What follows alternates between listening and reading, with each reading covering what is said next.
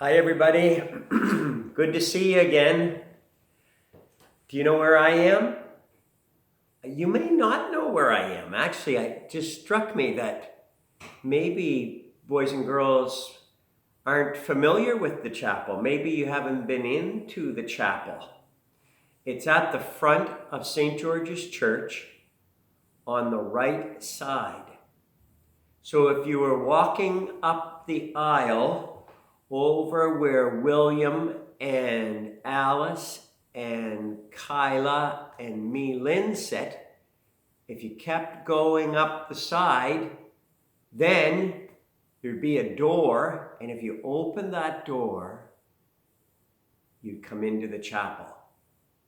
It's just a small little church, but it's very beautiful, and it's quiet, and it's a special place.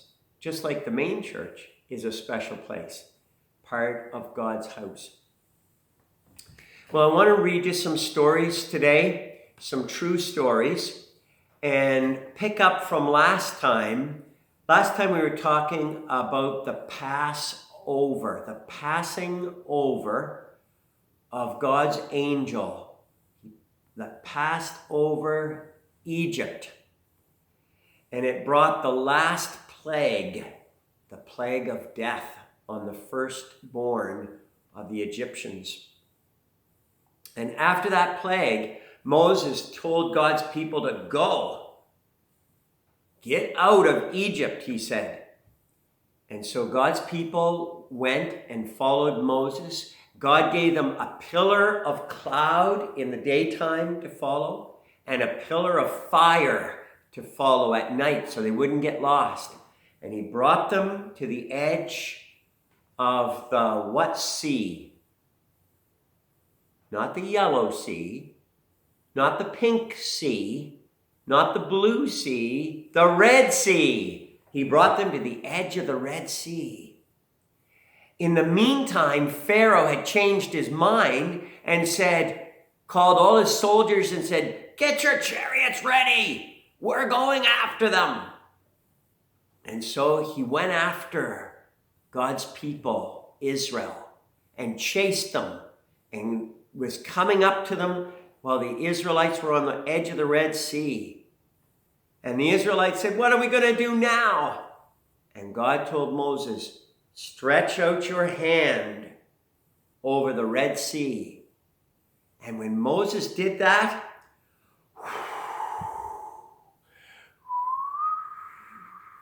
the wind started to blow, and it blew, and it blew, and it blew, and it blew the water of the Red Sea right up on two sides so that there was a path, and God's people could go right through.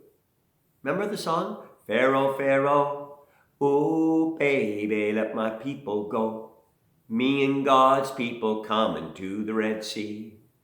What do you think that I did do? Well, I raised my rod, stuck it in the sand, and all of God's people walked across dry land. Remember that? So God's people walked across, and then they were safe from Pharaoh and his army. And all of that part started with the last plague and the angel of God passing over. Remember, the Israelites were supposed to eat a special meal the night that the angel passed over. They were supposed to have a meal of lamb's meat. And they would have it, they were very careful. God told them to be very careful in how they prepared it. Well, from then on, to remember how God saved his people from Egypt, the Israelites always ate a Passover meal every year at the same time, at the time that God brought them out of Egypt. A Passover meal. So even when Jesus, in his time, he was ready to eat the Passover meal with his disciples.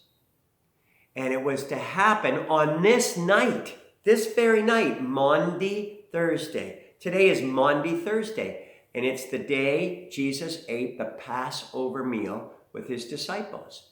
The next day, tomorrow, is Good Friday. Maundy Thursday. Let's try to say that word. It's kind of a different pronunciation. Maundy. Maundy Thursday. Then Good Friday. Then Holy Saturday. Then Easter Sunday. Maundy Thursday, Good Friday, Holy Saturday, Easter Sunday. That's where our story starts today, with Maundy Thursday and the Passover meal. The last meal. Every spring when flowers were blooming and birds were singing, people traveled to Jerusalem to celebrate the feast of Passover.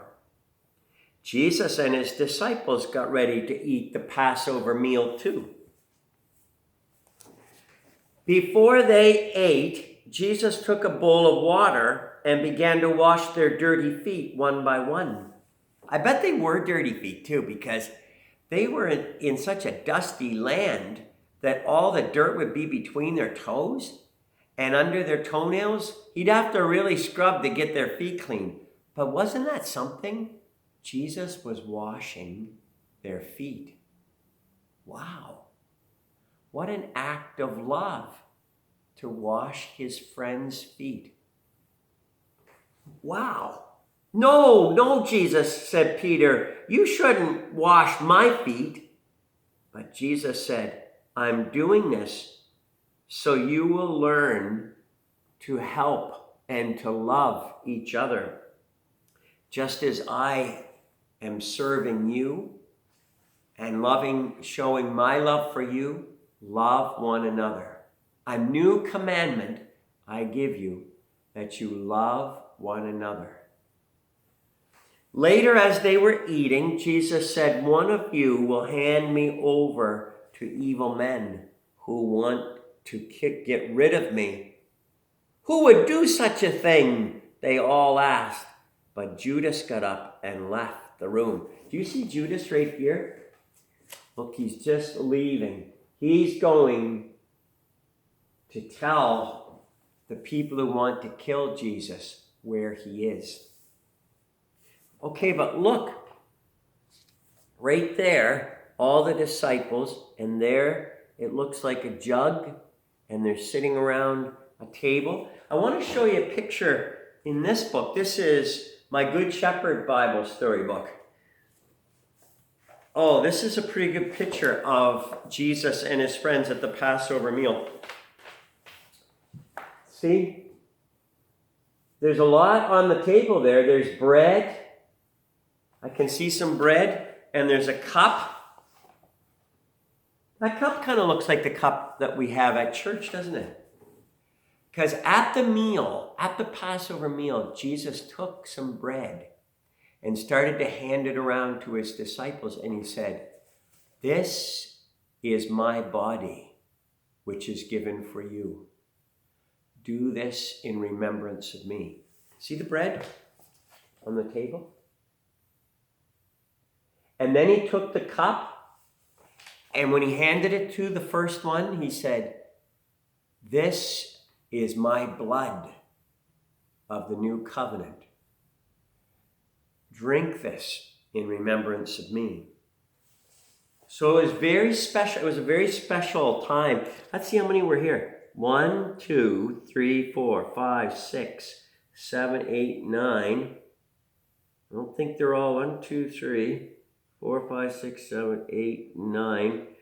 We're missing a couple because there were 12 disciples. One was Judas, who betrayed Jesus. But at the Passover meal, Jesus was giving his disciples a new meal, the Holy Communion, like we have in church. Well, during the meal, Jesus said to them, tonight you will all run away and leave me alone. I will never leave you alone, exclaimed Peter. Yes, you will, Peter, said Jesus.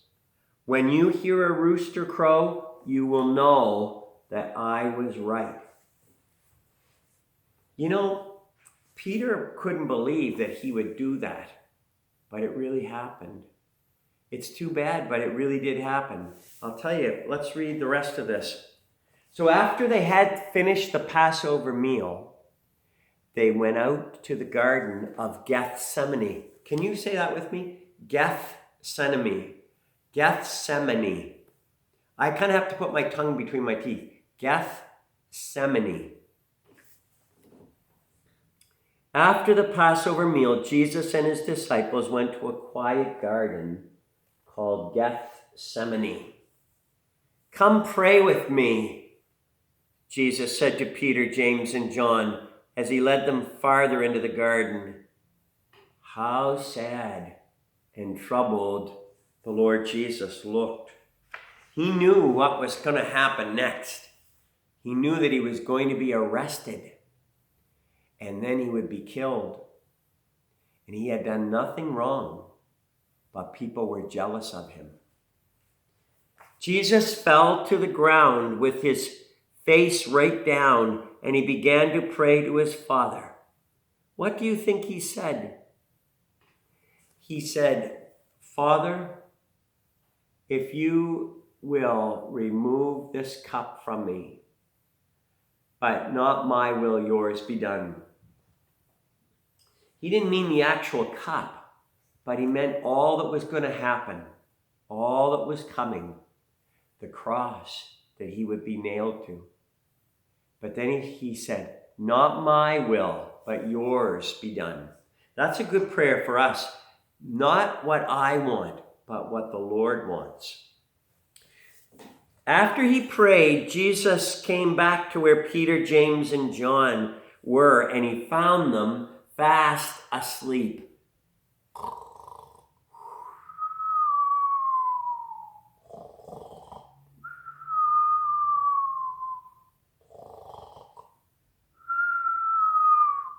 Couldn't you wake up? Couldn't you stay awake and pray even for a little while? Jesus asked them.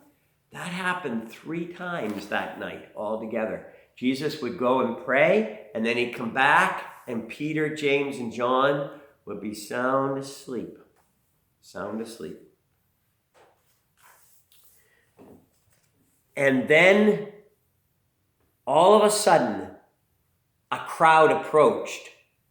Judas was leading the way. Look at the torches. They're like flashlights in the dark. And Judas is bringing the soldiers to Jesus.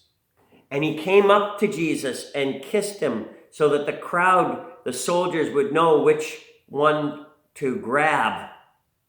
And when that happened, all the disciples ran away. They were scared. Peter followed a little ways behind. Remember what Jesus said to Peter? Tonight, you will say you don't even know me. And Peter said, I won't never do that. But already it was happening. The soldiers grabbed Jesus. All the disciples ran away. And Peter followed from a distance so that he wouldn't be caught too. Before we go any farther, I almost forgot something I wanted to show you. And this came out of, belongs in the altar guild room. And it's a picture of, it's pretty big. It's a picture of the Passover meal. The Last Supper. And can you see Jesus? Right there in the middle. Now let's count and see how many. Okay, 1, 2, 3, 4, 5, 6, 7, 8, 9, 10, 11, 12. I think we're missing Judas. I think Jesus' mother is in this picture, but we're missing Judas. He's gone. He's gone now to get the soldiers who are going to come and arrest Jesus. After they arrested him, they took Jesus to the leaders, the religious leaders of the people. And they couldn't find anything wrong with Jesus. He hadn't done anything wrong. So they started to ask him, "Are you God's son?"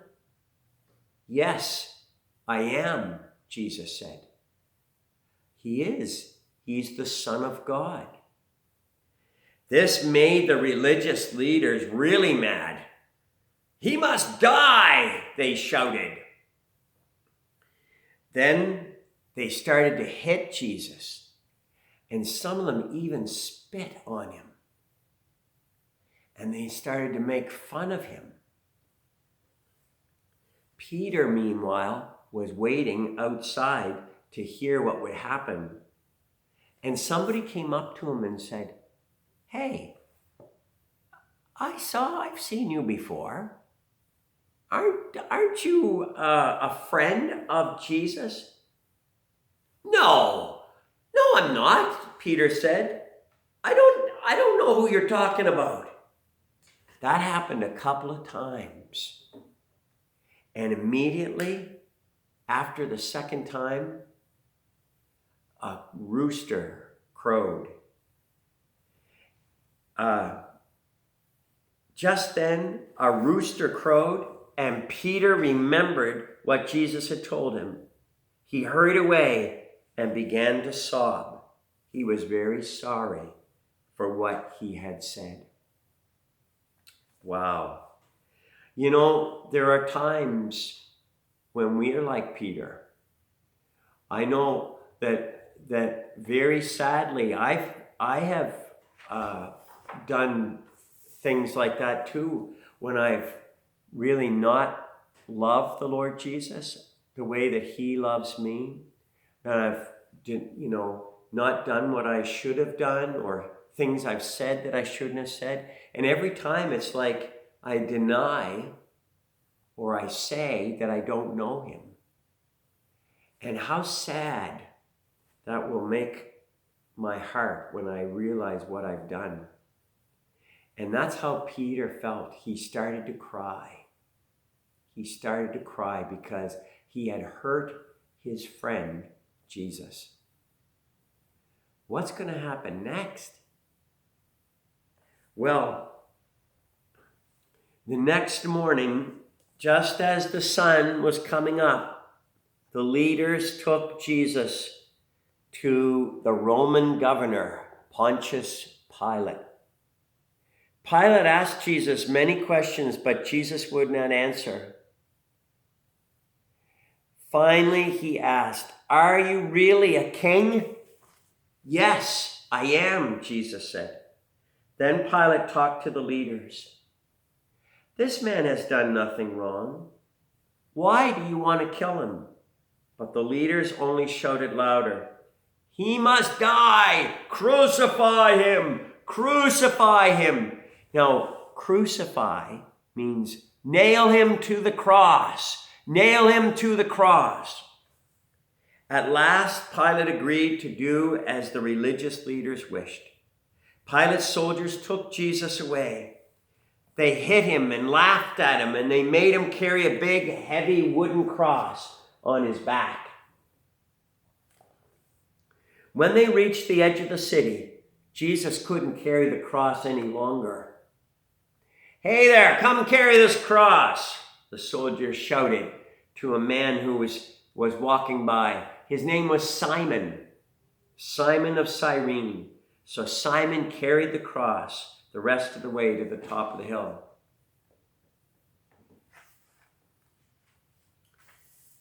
The soldiers took Jesus and two men who were robbers and nailed Jesus to a cross, the one in the middle.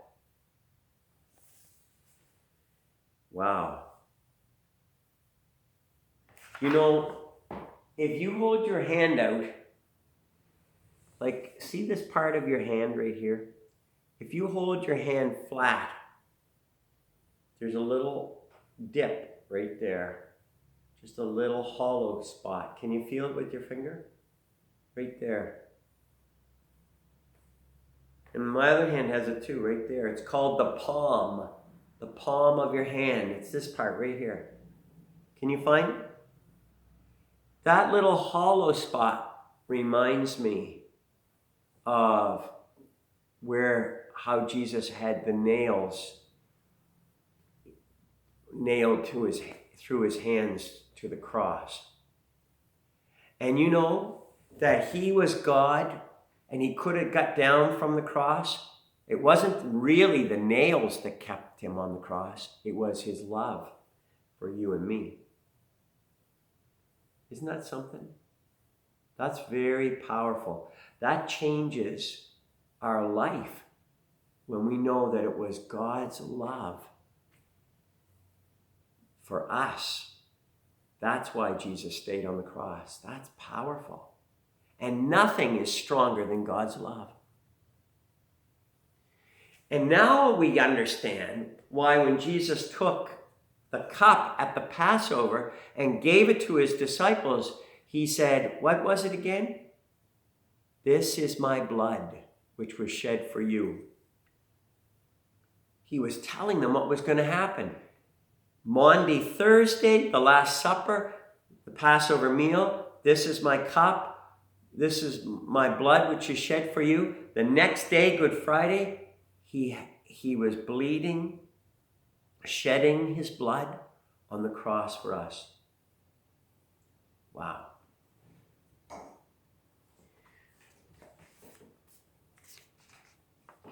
After Jesus died, his friends took him down from the cross and they wrapped him in a clean cloth and they put him into a tomb. We will never see Jesus again, they thought. It was the saddest day ever. Wow. And you know, I can just imagine they thought they would never see Jesus again because he had died. And yet that day that he died is called Good Friday. Good Friday. Why is it called good if it's the day that Jesus died? Because it was a good day for us. God's love for us is so, so powerful. That's why it was a good day for us. Jesus died for us. And then they put his body in the tomb. They wrapped it in a big white linen cloth. And they put it in the tomb. And then they rolled the great big rock across to seal the hole. And then they went away.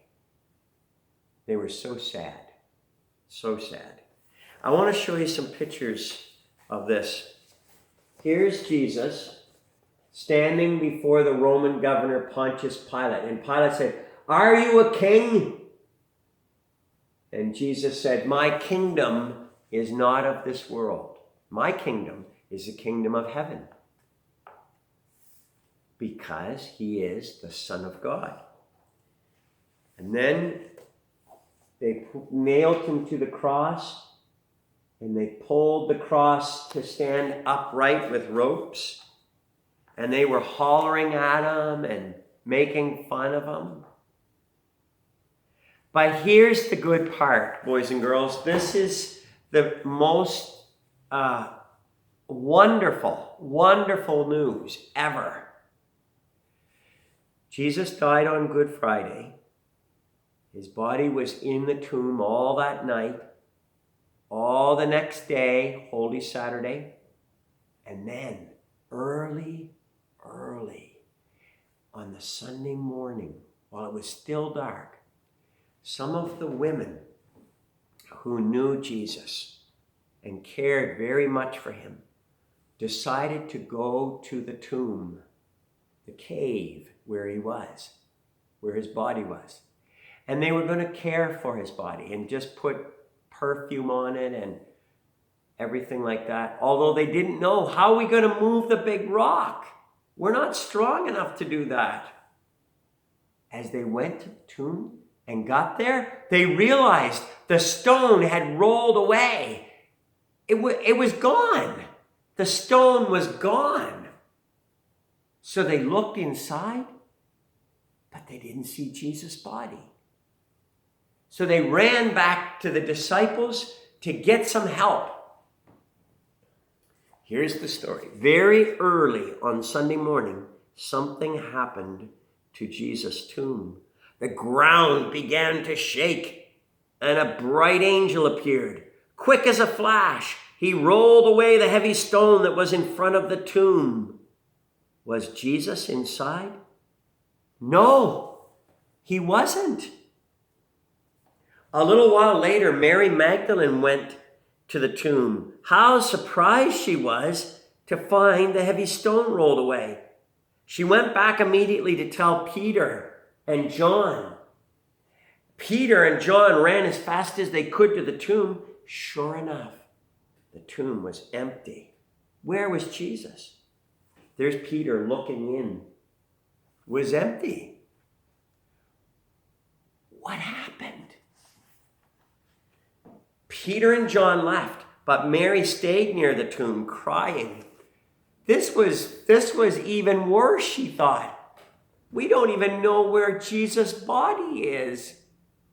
We saw him die on the cross on Good Friday, and now we don't even know where his body is. So she stayed by the tomb crying. Suddenly she saw two angels inside the tomb. Why are you crying? They asked. Because somebody has took Jesus away and I don't know where they put him, she said. The angel said, he's not here. He is risen. Mary was outside the tomb and she still was very confused and didn't know what to think. And suddenly, a man came towards her. And Mary thought that this man was the gardener who looked after the grounds. So she said to him, Sir, do you know where Jesus' body is? Can you tell me, please? And the man said her name, Mary. Immediately, she recognized who he was. It wasn't the gardener, it was the Lord Jesus. She ran towards him. He was alive. Jesus said, Go tell the disciples that you've seen me. And make sure you tell Peter. Isn't that interesting? Jesus said, make sure you tell Peter. Why did he say Peter by himself? Because Peter had denied Jesus. And Jesus was willing to forgive Peter. Just like he's willing to forgive me and you when we deny him. That's the power of God's love. Go tell the disciples and Peter that I'll meet you in Galilee. Look at that picture. That's such a wonderful, wonderful. And you see the butterfly down here in the corner? That is such a wonderful, wonderful picture. I have something that I want to show you. And I have to go get it because I forgot to bring it. So if you give me a minute, I will go get it. And I'm going to leave the picture for you to look at, two pictures for you to look at, Jesus and Mary Magdalene, okay? And let's see if we can make this work.